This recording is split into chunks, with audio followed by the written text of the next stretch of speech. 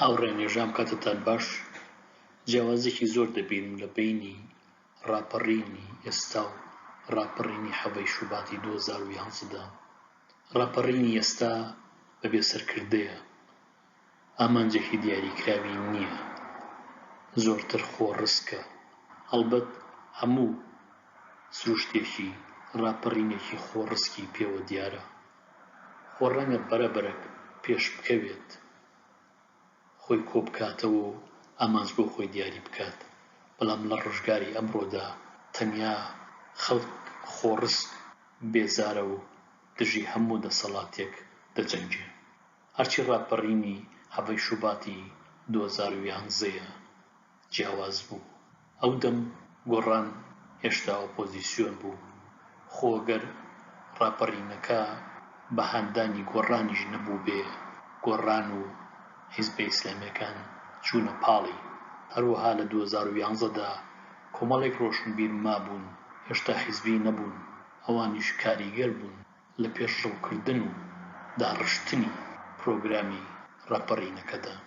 هەرچۆنێک سەیری دەکەم، ئەم ڕاپەڕینەی ئەمڕۆ بەردەوامی ڕاپەڕینی 2011 نییە.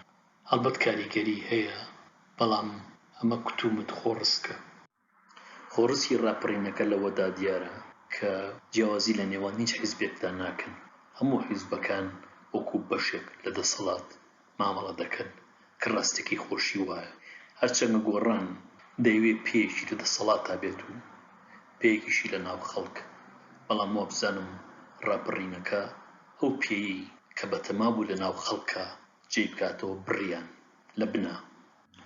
دەسەڵاتی کوردستان دەمێکە ئارگومێنتی مۆڕاڵی لەدەستداوە، بەڵام هەر لەوێدا مابووە بەبێ گۆڕانکاری، هەر بە هەمان ڕێسا کاری دەکرد. ئەم ڕاپەڕینە قۆناغێکی نوێی دەستنیشان کرد کە جارێکی دیکە دەسەڵاتی کوردستان بە هیچ جۆرێک ناتوانێ بەو جۆرەی پێشوو حکوم بکات. ڕێگ و ڕیشەی ئەم ڕاپەڕینە زۆر قوڵ دەڕوا. جارێ زووە یەکەم شەرعیەتی لە عێراقدا نەهێشت. ئێستا لە عێراقدا گفتوگۆی ئەوە دەکرێت کە ڕەنگە کوردستان پێویستی بە ئیدارەیەک نەبێت. ئەو لافەی کە حکوومەتی هەرێمی کوردستان لی دەدا کوردستان عێراقێکی دیکەیە، ئەو چیرۆکەیان بە کۆمپانیای نەوت و وڵاتانی بێگانە دەفرۆشت، هەموو شەرەتێکی لەدەستدا. ئێستا ئێمە دەچینە قۆناغێکی دیکەوە کە زۆر زەحمەتە بەم حیزبانە بەڕێوە بچێت. بەڕاستی کوردستان ئێستا لەسەر دوو ڕیانێکە، یانەوە تا ئیدارەیەکی تازەدا دەمەزرێنێ ئەم حیزبانە هەموو دوورە خاتەوە، یانەوە تا دەگەڕێتەوە بەغداد و ئەوەی کە پێی ئەوترێ حکوومەتی هەرێمی کوردستان هەڵدەوەشێتەوە. ئیدارەی ئێستای کوردستان دەیەوێت هەڵوەشانەوەی هەرێمی کوردستان بخاتە ئەستۆی مەرد مناڵ و لاوانی ڕاپەڕیوی ئەمڕۆ کە دیارە خۆ خەڵەتاننە.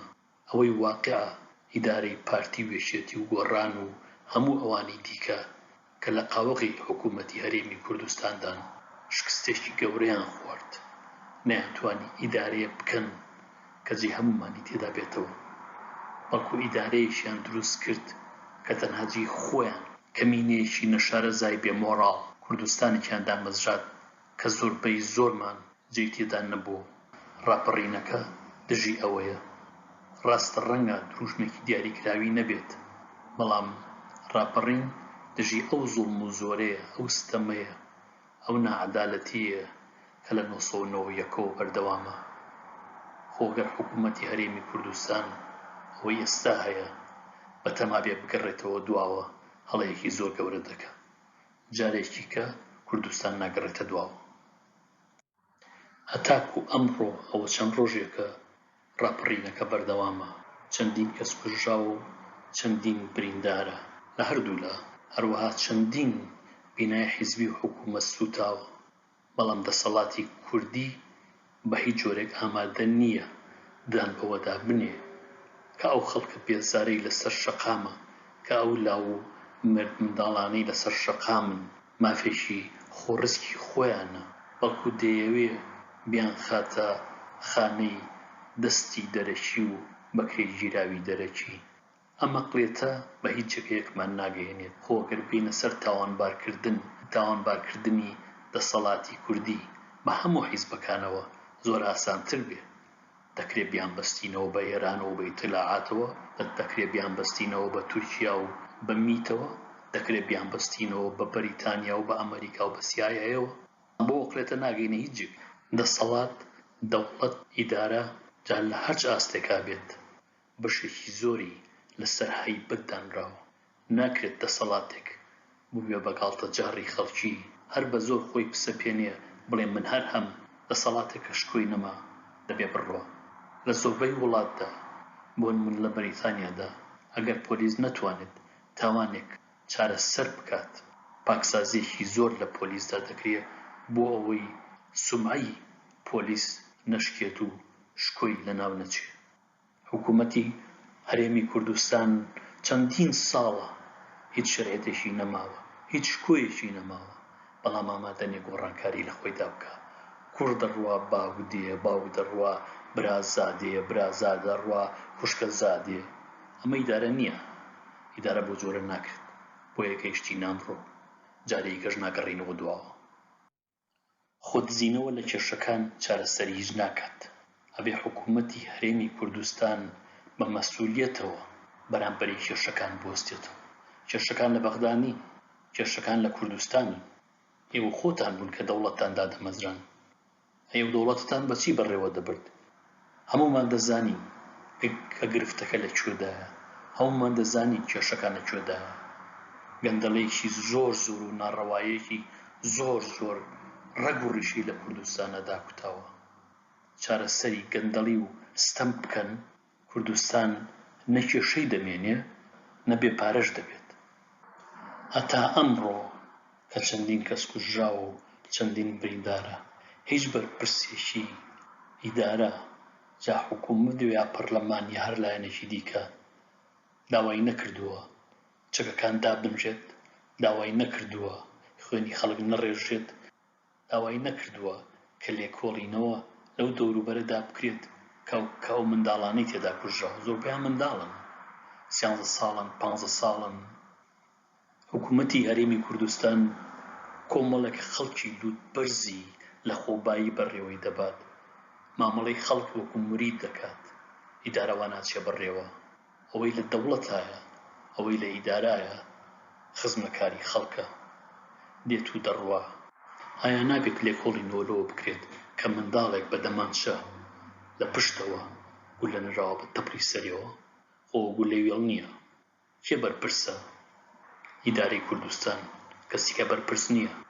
خۆدزینەوە خۆشاردنەوە لە کێشەکان چارەسەری هیچ ناکات. خەڵکی بۆیە لە سێنتەری بڕیاردانایە، بۆی ئەمەنگە غیرەتی هەبێت، ئەمەنگە بوێر بێت بەرامبەری کێشەکان بوەستێتەوە. ئەوانەی کە ناتوان بەرامبەر بە کێشەکان ببنەوە دەبێ واز لە پۆستەکەیان بێنن. ئیدارە ئەوەیە کە بتوانیت خۆشگوزەرانی خەڵک ڕابگریت، بتوانیت ئاسایشی خەڵک پارێزیت، بتوانیت لە شەقامەکاندا بڕۆیت بەبێ ئەوەی گرفتێکتەوێ.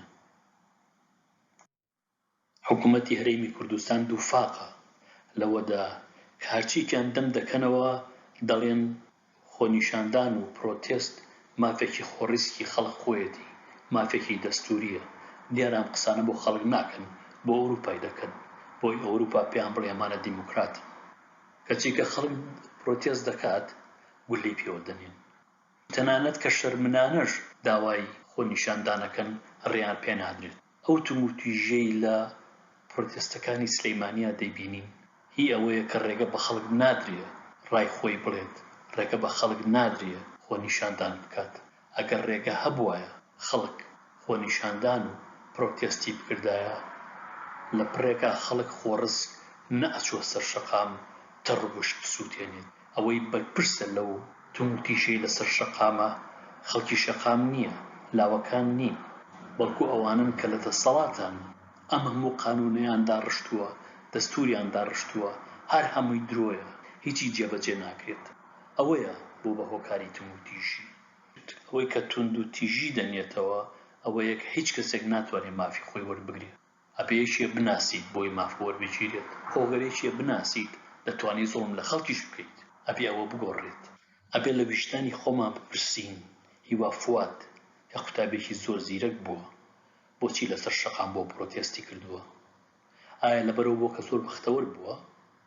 ئایا لەبەرەوە بووە کە حکوومەتی هەرێمی کوردستان لەبەر زیرەشی ئەم کوڕە هەموو دەرفەتێکی داوە تێ بخوێنێت؟ نەخێر، لەبەرەوانەی چی نەبووە.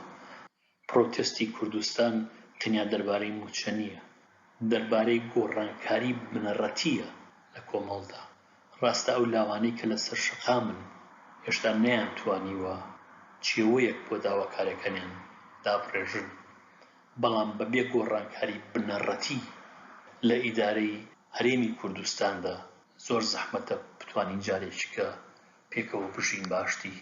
کوردستان پێویستی بە گۆڕانکاری بنەڕەتیە لە دادوەریەوە، لە پەرلەمانەوە، لە حکوومەتەوە.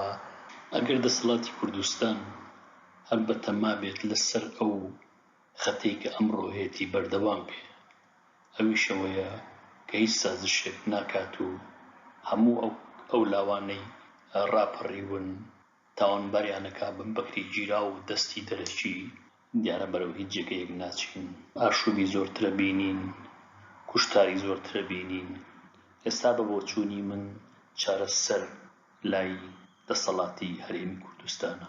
ئەگەر دەسەڵات وا دەزانێ کە ڕاپەڕین ئەکوژێتەوە، ئەوەی من ئاگادار بووم ڕاپەڕین لە مێژووی نوێدا نەکوژاوەتەوە. ئەوەی کە پێویستە حکوومەتی هەرێمی کوردستان بیکات ئەگەر دەیەوێت چارەسەرێکی ڕاستەقینە بۆم کێشەیە بدۆزێتەوە کە کێشەیە ئەوەیە یەکەم ئەبێ هەموو چەکەکان بێدەنگ بکرێن، دووهەم ڕەنگە زۆر ئاسان نەبێت بەڵام هەوڵ بدرێت لەگەڵ لایەنی ڕاپەڕی و گفتوگۆ بکرێت بۆ هیچ نەبێت کە بزانرێ داواکاری خەڵکی چییە.